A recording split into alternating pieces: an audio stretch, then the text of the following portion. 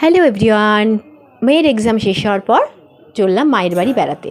দুদিনের জন্য ঘুরতে আসবো। ঘুরতে এলাম, এসেই সন্ধেবেলা প্রথমে মা আসার পর মা অভিজিৎকে দিল আলু ভাজা দিয়ে মুড়ি।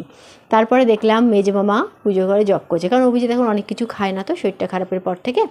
তো তারপরে আমরা ঘরে ঢুকলাম। ঘরে ঢুকে মা বসেছিল, অভিজিৎ খাচ্ছিল।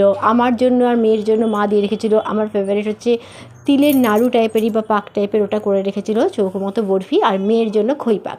তো ওটা খেলাম। খেয়ে মেয়ে কিছু রাইমস বলছিল, কিছু অ্যাক্টিভিটি করছিল।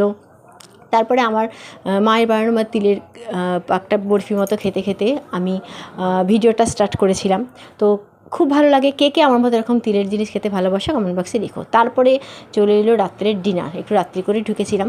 ডিনারে মা দেখলাম অনেক কিছু করেছে, 2 রকমের মাছ, ডাল, আলু ভাজা, উচ্ছে চচ্চড়ি, তারপরে ডিমের অমলেট, অনেক কিছু ছিল ডিনারে।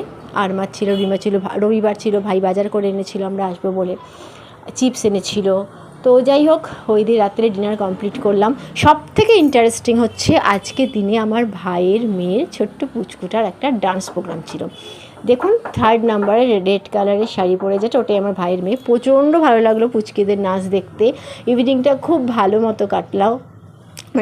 আর ও খুব এনজয় করলো, আমার মেয়েও খুব এনজয় করলো।